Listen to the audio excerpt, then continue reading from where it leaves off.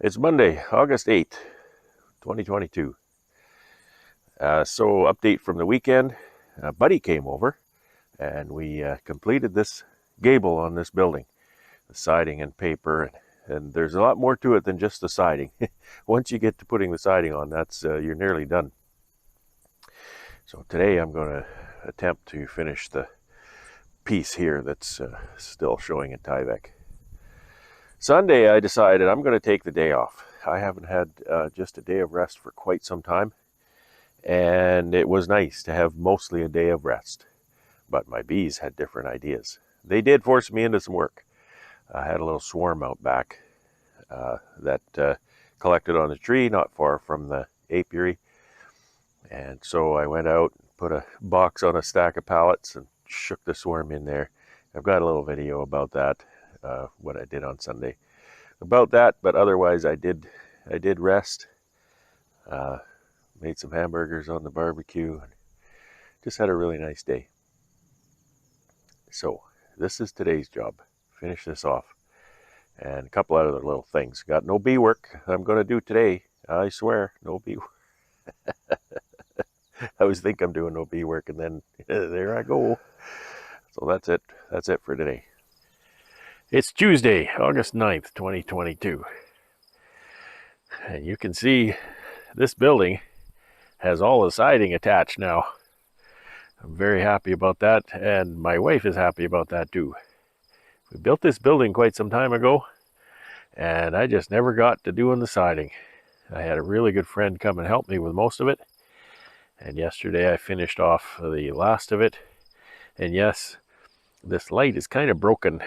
It's not really broken, but there's a little clip that holds it upright. A little clip broke, so it's gone upside down. So this was my Monday, finishing this up, taking all the scaffolding down. I have yet to do some cleanup here. There's remnants of vinyl siding everywhere. And I didn't do that today because I did something else today. Today, I worked on my other building. So you may recall I installed these overhead doors about a month ago, maybe a little more. Brand new overhead doors in the honey house. This is the honey house / bee barn. And I had ordered some custom flashing for the outside here. I'll give you a close-up on it in a second. And I had it in stock, and I had never installed it, so I needed to install it. And then over top of the flashing, I install the I guess weather strip is all you can say it is. Kitty's come to help. So I'll give you a little close-up and show you what I did here today. So what this is, and yes, I know this building looks really terrible. It's a work in progress. So I put Tyvek under, and this flashing goes all the way around here and right to the inside of the framing on the inside of the building. Then the door seal goes up against that.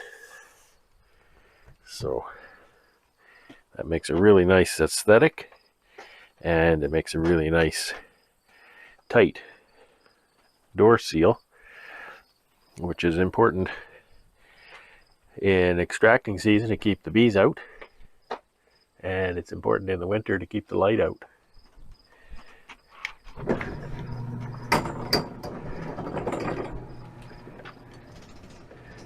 Glides along real nice.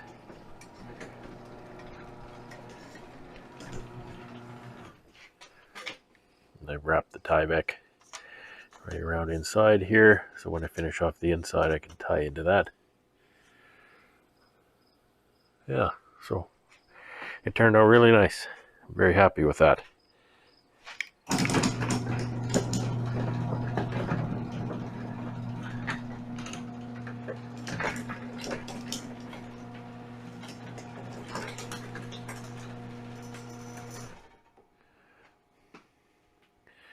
Happy with my new openers. yeah, I'm very, very pleased with this project. It came together really nice. One of the things that this will help me do is it'll help me use some of this space in the winter. I don't fill this building up completely with bees, so it would be nice to use it for some storage as well. The old overhead doors were such garbage that they couldn't be opened and closed reliably in the winter. So now, with reliable doors, I can perhaps do that, so that I can use some of this space for storage in the winter, which is always a premium, especially space that's not frozen.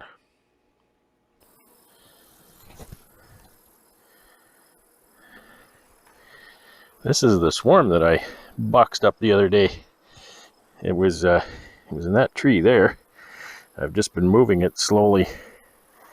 Once a day I'll come out here and move it, and I hope to get it into my apiary before long. They looked pretty strong, so I've brought a box of mostly foundation here. I didn't bring my smoker, so look at that, how strong they are. They look pretty content. I'll just put this box of mostly foundation up here.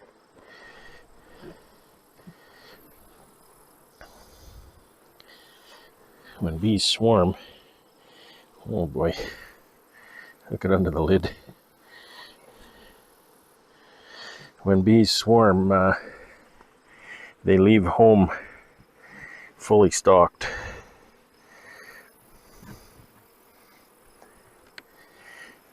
They leave home fully stocked, so when they find a new place to live, they have everything they need to build lots of comb. They're not depending on finding a furnished accommodations.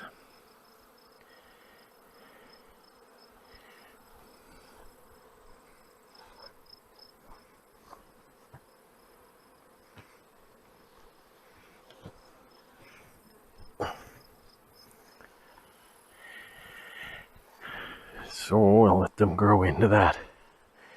Hopefully they'll draw that foundation out nice. I don't see robbing going on here. I know there's some sweet clover nearby. Goldenrod is starting to appear. Alfalfa's still out. Thistles. There's stuff like that. So I'm hoping there's still a flow going on here. I've been mostly ignoring the apiary recently, but I'm feeling like I should check it out.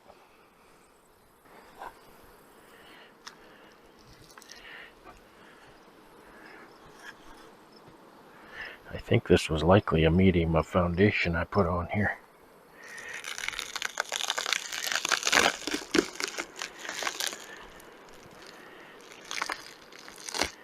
It's hard to see. I think it's all drawn now. So maybe they could stand a little more space.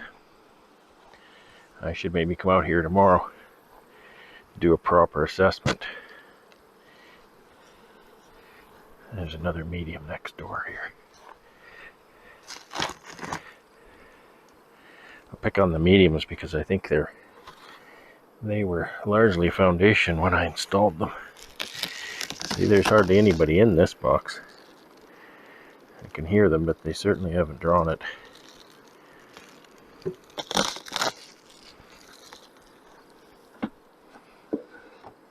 It's not even any bees.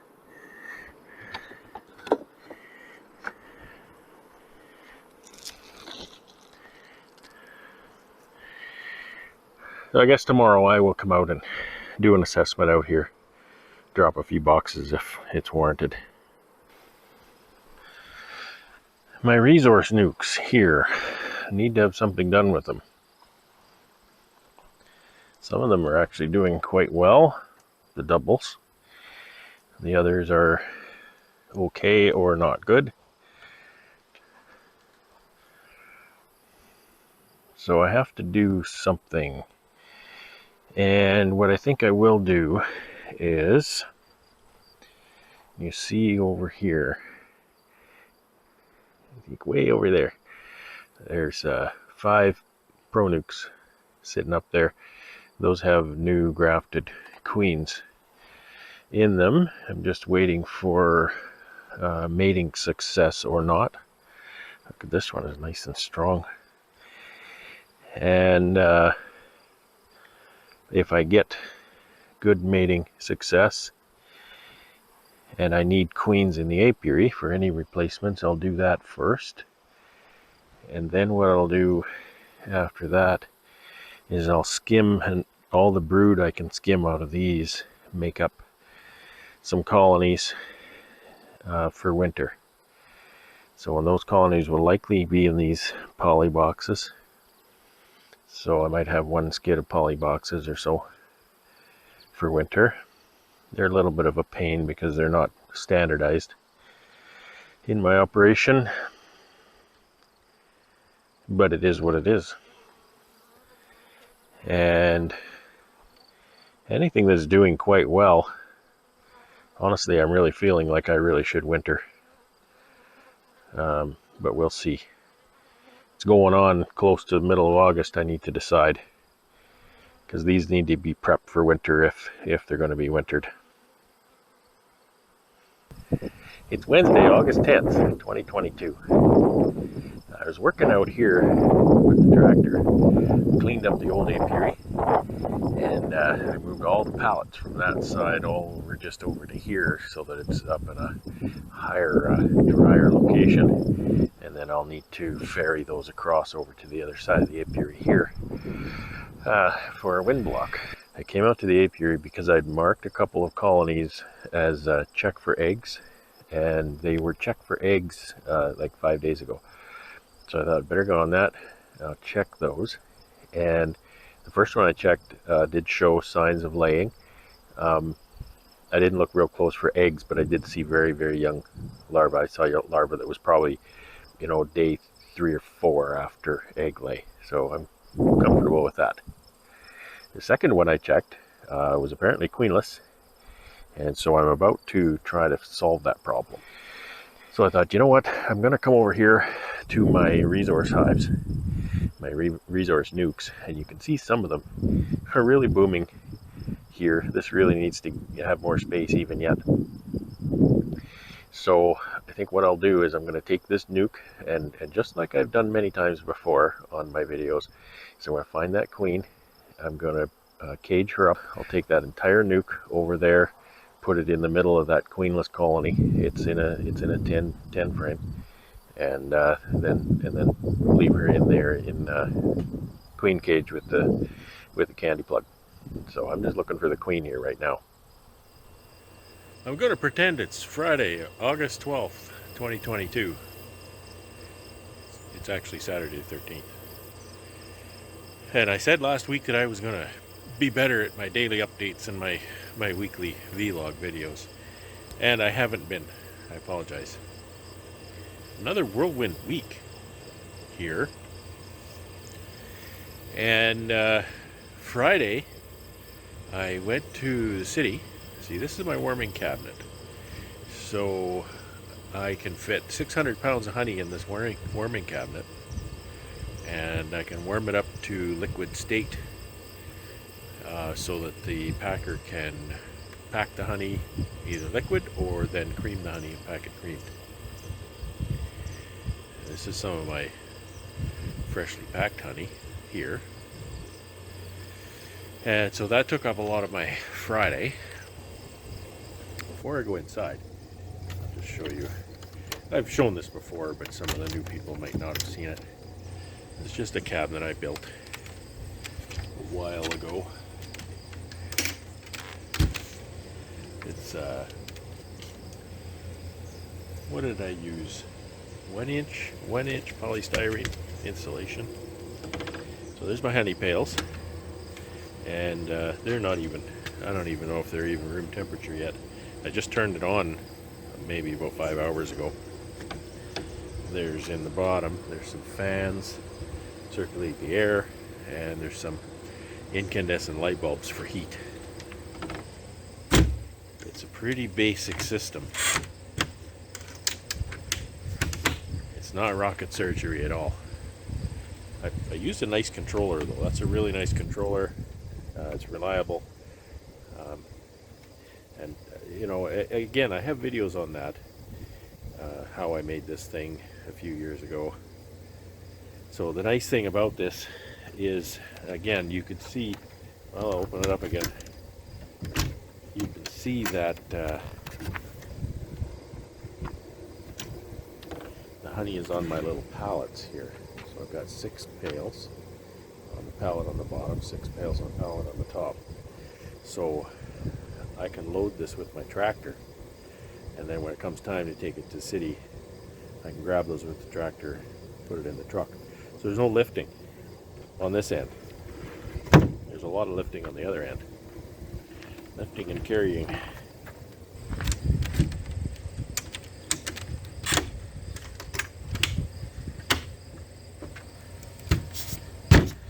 This one, this is the second one I built. I sold the first one, and the first one was really beautiful. This one is made out of mostly scrap wood, so it does the trick, but it ain't no thing of beauty. So this is the honey crop, what's left last year. So I'm getting down there, and I've been just picking away at it, 2 skids at a time. There's not much else to show that I did this week. You can't see really anything on this side, but my buddy came, and he did all the downspouts. He had done eave trough earlier on this building, and now that I have the siding done, he came and did all the downspouts for the siding, on top of the siding. Of course, I needed siding done before he could do the downspouts. The only thing you can see is right here, a little downspout sticking out here. And he did a bunch on the house too. He did some new eave trough on the house, and he did new downspouts, etc. I'm getting behind in my bee work. There's some colonies I still have to check, sort out some queens. See, kitty's here. See, kitty. She's a cutie. And there's things that need to be done for harvest soon. I need to charge my lifter, make sure it's in good shape. There's a little bit of a repair I have to do. Kind of my fault, I wasn't watching. The screws fell out of the switch mount. I've got a nail in here bent over. That's all I had in my truck when I had to fix it. So I really want to put some proper screws in there, secure that switch again. Honey house needs to be cleaned out because I'll need to extract before long. So all the sugar's got to come out of here. That's a big job because my tractor doesn't lift very much sugar in one shot. Plus, it's got to be indoors, indoor storage, yada yada yada. That's always a challenge. Melter needs to be filled with water and just basically given a shakedown, make sure it's going to work well. You guys have had those, and they've had element problems, so I'm a little concerned. I want to make sure if that element is no good that I've got time before my harvest, because it's a key part of my harvest process. So I'm mostly looking ahead right now. I need to do a little bit of bee work this weekend. It's been really hot the last couple of days. So I haven't been wanting to work outside too much. So I've rinsed out my syrup tank to get ready for the big sugar mix. I've got my nice Honda syrup pump here. Need to get it going and just give it a shakedown, make sure it's ready. Because when it's time to mix sugar, by cracky, you need to mix sugar. No messing around. So that's just where things are at right now. I did a mercy mission today. I didn't get a whole lot of work done. A little bit, but not much. I took my big truck and trailer. It was really overkill for what I needed, but I didn't have anything else that was big enough for the job, so what I had to use was far too big for the job. A buddy of mine, about an hour's drive away, he's actually a buddy that helped me with that siding, so I owe him big time. And his lawnmowers broke down. He's got two lawnmowers and they both broke down. Not just something that he's going to get fixed right away either. So I said, hey, I got this lawnmower here. It's a Cub Cadet, lawn tractor kind of thing. It's a fairly good size, 54-inch deck, 23 horse hydrostatic unit. I said, I'll bring that over. You can have it for whatever time you need to have it. And so today I did the delivery on that. So it was nice to see him, and it was nice to see him be able to get his grass cut again. So that's pretty much what I did today. And I got home and I'm so tired and it's so hot that, I didn't really feel like doing anything else. And my wife has got supper on the go, so I think I'm just going to enjoy the supper. So talking about my little my doors. I love these new doors. I love the new openers. And I have a little device on here I want to show you. It's really neat. So these openers are a standard Chamberlain, nothing special opener. They don't have the, what do they call it, My Q from Chamberlain. That's their internet link. And that's because some time ago I was having trouble with my opener remotes. And I checked out the prices of opener remotes and they were horribly expensive. But in looking around at my different options, I discovered this little device. RSG100, a reef FOSS, I guess you say. And what that does is it hooks up here to where the door opener button connects, and then it just that's just a power wire. And then there's a sensor that goes to the door. That wire, that black wire, goes all the way over there. It's just a little reed switch and a magnet. That's so the system can tell if the door is open or closed. See? And what that does is it gives me that internet capability. So now, with the reef FOSS, and everything needs to be tied up and finished off here. But with the reef FOSS on all my openers, which are 4 of them, I can operate my doors with my smartphone. Because I pretty much always have my smartphone with me, and so that allows me to operate the door. They do have a compatibility list, so if you're going to get these, you need to look up your opener and make sure it's compatible. I will confess that this was not on the compatibility list, and that opener is not compatible. However, I contacted the company, and the company said, no problem, we have a module, an add-on module for that will make it compatible, and we'll just send you that for nothing. Which I thought was really awesome. It wasn't, oh, here's another $100 or something, And by the way, those little devices cost me about $50 a piece, which was what a door opener remote was going to cost me. So I got the internet capabilities for about the same price. That's my story on the door opener modules. Once again, apologies for a crappy vlog this week again. I guess it just wasn't a lot of stuff that I thought was very interesting for you this week. Kind of peripheral stuff.